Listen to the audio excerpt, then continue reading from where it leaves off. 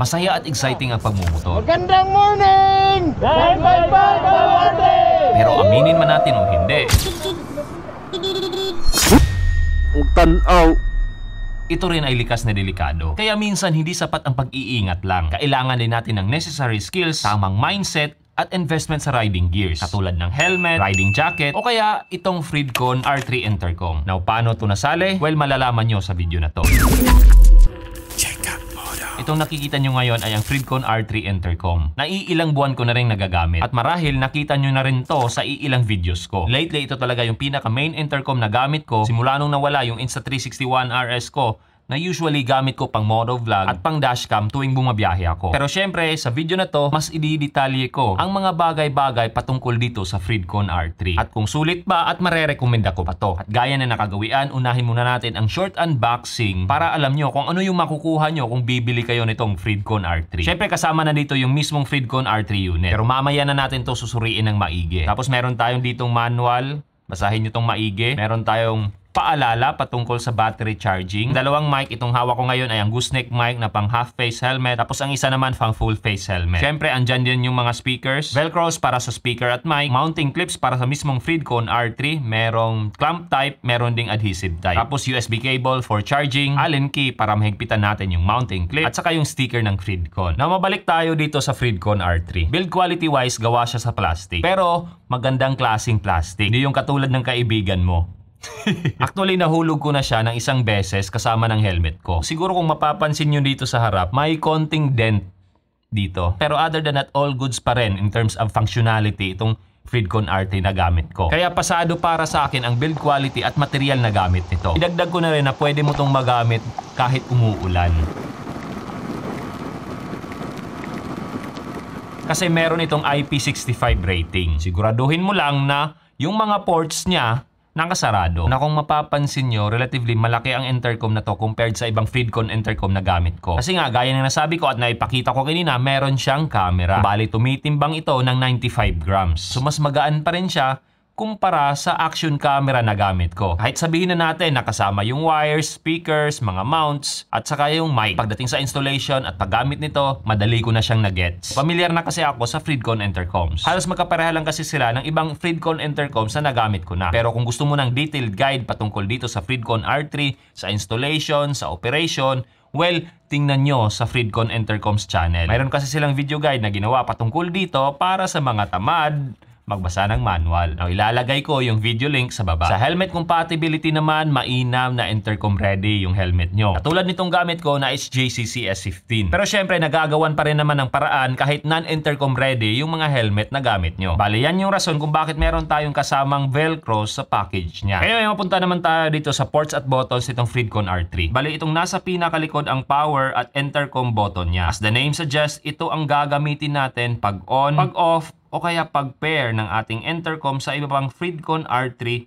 o Freedcon intercoms in general. Speaking of intercom function, kaya nga pala itong mag-connect ng hanggang 6 na riders para magkausap ng sabay habang nagmumotor. Now, ang maximum range niya umaabot ng 1 km. Pero based on my experience, around 600 to 700 meters yung hangganan na nagkakaintindihan kami ng kausap ko. Now, given na within line of sight yan, wala masyadong interference. Anything more than 700 meters, mahirap nang maintindihan yung kausap mo. Pero since hindi naman kami nagkakalayo ng kasama ko pagdating sa pagmumotor, overall maganda yung experience ko as far as connection and reception is concerned.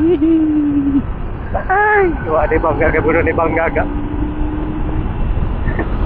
Pa na pilot na kana diha delikado na kay nay murag gamay dang bangag awaman nasto nga awan na gipilot na wala. Anyway, sa taas andito naman ang volume up button na nagagamit din natin para i-play ang next song or next FM radio station. Katabi naman niya ang volume down button na nagagamit din natin para makinig sa previous song o kaya previous FM station. Ito namang tatsulok sa gilid ay ang Wi-Fi on at off button. Magagamit natin to para makonect ang ating camera sa Roadcam app. Kailangan nating i-install sa ating mga cellphones. Gamit ang app na to, pwede nating baguhin ang mga settings ng camera. Dito, pwede din nating makita ang mga videos na nakuna natin. Magagamit din natin ang button na to para i-toggle on and off ang external mic para sa ating video recording. Now, sa baba nitong Wi-Fi button, andito yung camera on and off button na pwede din nating magamit para mag-start o mag-stop ng video recording. Saka magagamit din natin to para kumuha ng pictures double press lang natin. Itong bilog sa labas naman ay ang LED indicator. So, umiilaw yan, depende sa status ng ating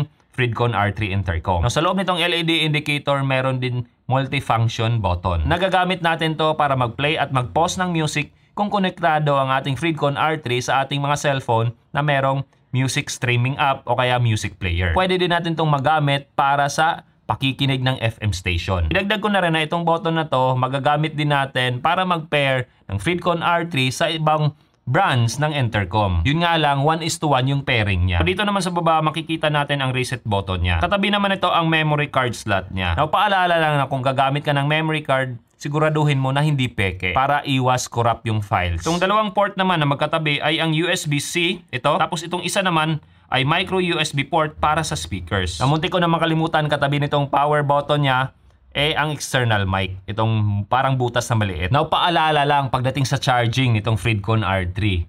Make sure na ang gagamitin mo na charger ay 5 volts 1 amp o yung sinasabi nating slow charger or slow charging na mga power brick. Kasi gaya na nasabi ko kanina, meron siyang paalala sa charging para hindi madaling masira or para hindi masira yung battery niya. Since wala akong slow charger dito, wala ako ng charger na gamit natin dati sa ating mga cellphones, bumili na lang ako Epson na charger. 5 volts 1 amp. Bale, ito yung binili ko kasi slim yung profile, mura lang. Tapos legit pa na Epson yung brand. Balikan natin itong camera ng Fridcon R3. Meron itong malawak na kuha. To be specific, around 140 degrees. Na halos kasing lawak din ng isang typical action camera perspective. QHD or 2K at 30 FPS naman ang max resolution at frame rate nito. Ang quality naman ng mga kuha nito is decent enough. Especially given its relatively affordable price na malalaman nyo mamaya. At gaya ng nasabi ko kanina, meron tayong option para i-on or i-off ang external mic nitong Fridcon R3. Para di siya ganun kaingay in terms of wind noise. Bale, pipindutin mo lang tong sinabi ko kaninang Wi-Fi button niya para ma-activate or ma-on or off yung external mic. Yes, this is the Fridcon R3 intercom. Activated an external mic. Mic check, mic check. How's the audio? Mic check, mic check. Ito yung Fridcon R3 natin na walang external microphone na naka-activate or naka-on. Hindi siya naka-on. Bukod sa nasabi ko na, meron pang dalawang features itong Fridcon R3 na camera na so far nagagamit natin or nakakatulong sa ating mga riders. Magkakaiba kasi tayo ng helmet at di maiiwasan na yung mounting natin magkakaiba din yung posisyon. Bale, may solusyon dyan ang Fridcon. Zoom lang natin para makita nyo. Bale, itong camera lens niya na-adjust mo para makorek ang horizon na kinukunan mo. So kung tabingi yung posisyon ng camera mo at gusto mong makorek yung horizon ng kinukunan mo, so pwede mo siyang i-rotate. Now, pangalawa naman, na iikot mo rin itong mounting niya. Kung masyadong mababa o kaya masyadong mataas, pwede mo siyang ikutin para mas ma-focus niya yung kuha dun sa daan. Battery-wise, meron itong 2,000 mAh na lithium-ion sa loob. Sa lahat ng aspeto nitong Fridcon R3, isa to sa pinaka-paborito ko. Kasi ang battery nito, napakakunat. Now, in fairness, kahit naman sa ibang Fridcon intercoms na nagamit ko na, makunat talaga yung mga battery nila. Mapati Max S Pro man, KY Pro, R1 Pro, o kaya FX. To be honest, kung purely video recording lang yung ginagawa ko dito, hindi ko magawang maubos ang battery niya. Imagine we are talking about 4 hours na biyahe. Now, kung pinagsasabay ko naman yung intercom use ko at video recording niya, umaabot siya ng around 3.5 hours. Pero in reality, hindi ko pa rin maubos yung battery niya kasi meron pang natitira yan para magamit ko yung intercom niya. So in other words, hindi ko talaga magawang maubos yung battery niya sa iisang biyahe lang. Now, based on specs, umaabot siya ng 7 hours pagdating sa video recording. Pagdating naman sa talk time at intercom use, umaabot siya ng 33 hours. So hindi ka mamumroblema dito pagdating sa mga long rides mo. Now, bukod sa mga nasabi ko na, meron din itong music sharing feature. Kung saan pwedeng dalawa kayo na merong Fridcon R3 na nakikinig ng music na nakastream galing sa cellphone app or music player. Halimbawa na lang doon, meron kang OBR na kasama. Aside dyan, pwede mo ring i-pair ito sa dalawang cellphone mo. Kung meron kang dalawang cellphone. Bale, kahit alin man sa cellphone na yon, merong notification or merong tumatawag, malalaman mo at masasagot mo siya. Napag-uusapan na rin lang naman yung cellphone, pwede ka rin gumamit ng intercom mo kahit nakakonekta siya sa cellphone mo. Now, with all those things mentioned, ito yung mga bagay-bagay na nagustuhan ko at kung bakit hindi ko siya magawang iwan sa mga biyahe ko. Well, una na dyan, syempre, yung convenience. Napapadali niya o minsan napapabilis niya yung mga biyahe ko. Kung may kasama ako sa ride, wala nang sigawan. Di na namin kailangang huminto para pag-usapan kung saan magpapagas, saan iihi, saan kakain, at saan pupunta. Yes, maliit na bagay kung maituturing. Pero kung pagsasamahin mo yan, yung mga iilang minutong yan, malaking bagay yan, lalong-lalo na kung nasa long ride kayo. Now, idagdag ko pa dyan yung fun factor. Yung tipong mahabang chismisan ang buong biyahe nyo. Dapat na yung XRM. Naligo ko na kabalabalo. Obviously, nakakatulong din to in terms of safety. Kasi hindi ka inaantok kung meron kang kausap. Higit sa lahat, merong magsasabi sa'yo ahead of time kung merong hazard. Meron bang lubak, meron bang aso, meron bang kasalubong, meron bang kurbada, at marami pang iba. Di pa din na Singaliko. Nanay ka doon ang apex dire.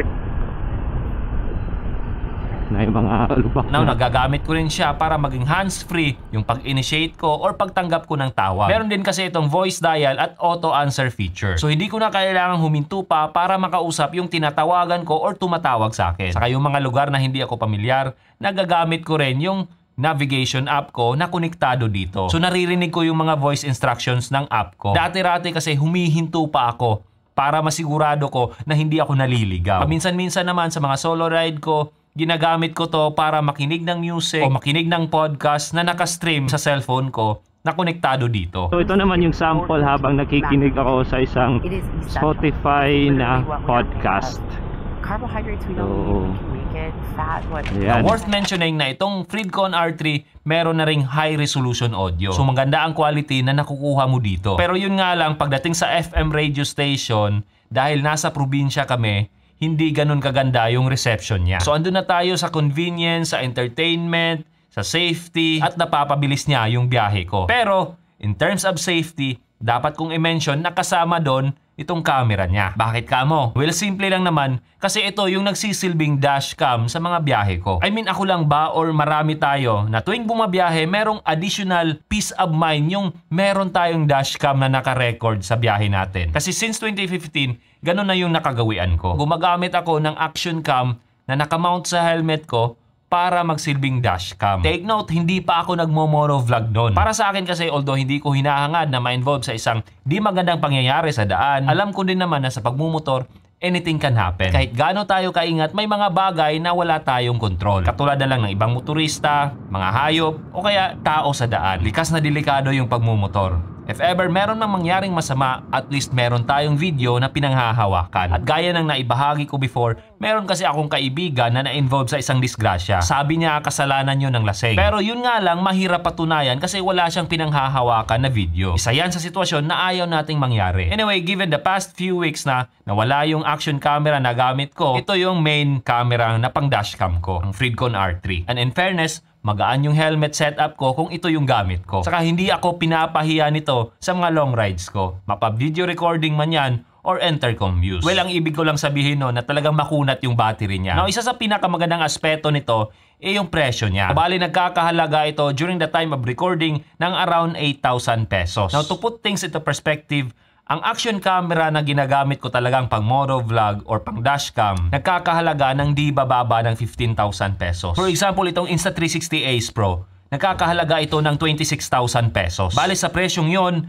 tatlong R3 na yung mabibili mo. Pero syempre, hindi mo maikukumpara ang kuha ng Freedcon R3 sa kuha ng video nito. Ang punto ko lang naman dito na for its purpose, goods na siya. It gets the job done. Saka given na nakaka-record ka na rin ng magandang audio, galing sa intercom mic at meron ka pang option para i-activate ang external mic, maituturing mo na rin siyang starter pack pagdating sa motovlogging. Saka isang bagay na nagagawa nito, pwede mo siyang i-connect para maging wireless audio sa mga camera na katulad nito. Yung Insta360 Ace Pro, Insta360 X4, X3 o kaya GoPro Hero 12. Bale, ito naman ang audio natin gamit ang Freedcon intercom, ang Freedcon R3. Anyway, gaya na nasabi ko, starter pack lang siya sa motovlogging. Hindi siya ganun kaganda, pero sabihin na natin na wala naman sa panayan. Nasa Indian. At kung sa tingin mo naman meron kang future sa motovlogging, pwede ka namang mag-upgrade ng better setup in the future. Kumbaga, parang stepping stone lang to. So para masagot yung katanungan kanina, Kung marerekomenda ko ba tong Freedcon R3? Well, oo yung magiging sagot ko dyan. Kung meron ka namang action camera na pang motovlog at hangad mo lang na magkaroon ng isang intercom, ito naman yung marerekomenda ko, ang Freedcon FX. Hamak na mas mura to kaysa dito. Pero maganda rin ang specs at features nito. Maliit at minimalist din yung design. Anyway, meron din akong review patungkol dito. Panoorin mo sa channel ko, pakatrip mo to.